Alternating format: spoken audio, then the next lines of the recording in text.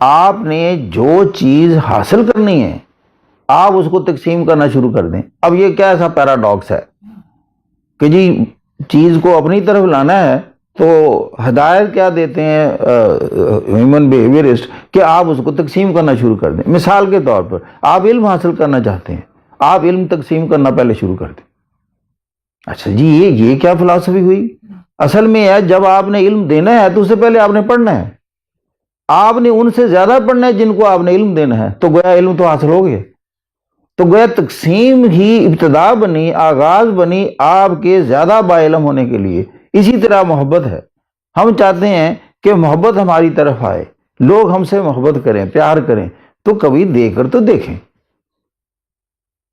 آسانیاں ہیں, سب بندہ کہتا ہے جی میرے لیے آسانیاں پیدا ہوں, تو دوسروں کے لیے آسانیاں پیدا کر کے دیکھیں. یقین کریں یہ ساری چیزیں لوٹ کر آنے والی ہوتی ہیں.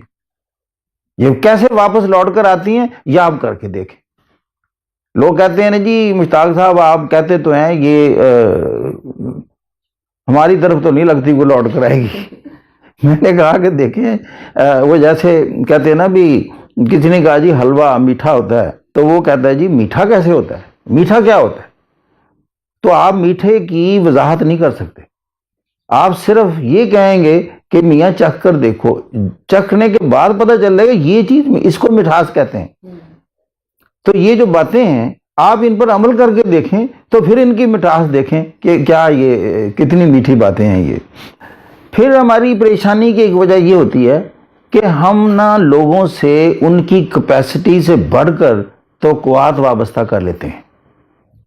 آپ لوگوں سے توقعات کو کم کر دیں, آپ دیکھیں گے کہ آپ کا ہیپینس انڈیکس جو ہے اس کا لیول رائز کر جائے گا. اور ایک اضافی بینیفٹ یہ ملے گا کہ آپ چونکہ دوسروں پر ڈپینڈ کرنا کم کر دیں گے, خود پر ڈپینڈنس بڑھ جائے گی, تو آپ کی جو کیپیسٹی ٹو پرفارم ہے وہ بڑھ جائے گی. ہم نہ زندگی میں لوگوں کو معاف کرنا پسند نہیں کرتے. اس کی ایک وجہ یہ ہوتی ہے کہ ہم نہ کہتے ہیں کہ معاف کرنے سے اس کی شاید اذیت کم ہو جائے گی, چونکہ ان کو اس کو دشمن کو مخالف کو اذیت میں رکھنا چاہتے ہیں, تو ان کو کہتے ہیں ہم اس کو معاف نہیں کریں گے. یہ بھول جاتے ہیں کہ معاف نہ کرنے والا جو شخص ہے سب سے زیادہ خود اذیت میں مبتلا ہوتا ہے.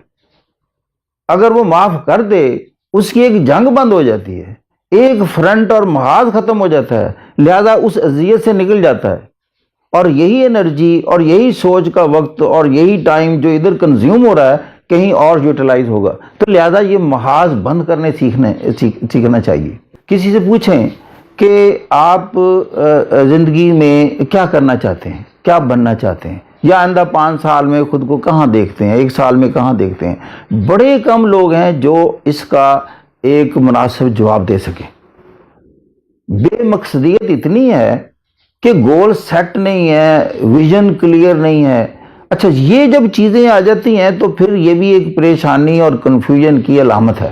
جب بندے کی ڈائریکشن ہی سیٹ نہیں ہے, اس کو پتہ ہی نہیں ہے میں نے کس راستے پر جانا ہے, تو وہ دیکھیں کہ کبھی اس گلی میں جا رہا ہے, کبھی اس گلی میں جا رہا ہے, کبھی سڑک پر چڑھ جاتا ہے, کبھی واپس آ جاتا ہے, کیونکہ ڈائریکشن سیٹ نہیں ہے. تو یہ چیزیں ہیں مقصدیت.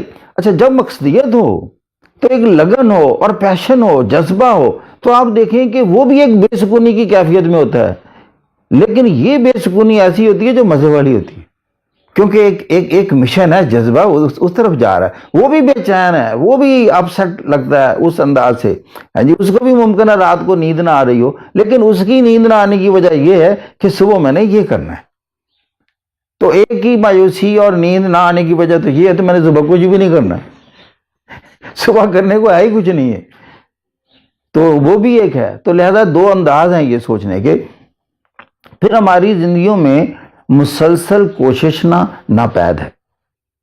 ہم ایسے میری بات سن لی, اس کی سن لی, جذبہ تھوڑا سا پیدا ہوا, گھر جا کر کہہ جی آج ہم نے کوئی مشتاق صاحب کی باتیں سننی ہیں تو کچھ کرنا ہے, تو مشن بھی بنا لینا ہے. اچھا تو گھر والے بھی فیل کریں گے 1-2 دن سے بچی بڑی جناب ایکٹیو ہوئی بھی ہے, 1-2 سیٹ بیک ہوئے, تھوڑی ناکامی ہوئی, جناب چھوڑ دی ہے کہ نہیں یہ میرے بس کی بات نہیں.